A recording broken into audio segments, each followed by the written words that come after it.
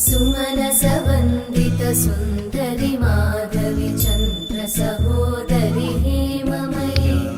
मुनिगणवन्दित मोक्षप्रदायिनि मञ्जुळभाषिणि वेदनुते पङ्कजवासिनि देवसुपूजित सद्गुणवर्षिणि शान्तियुते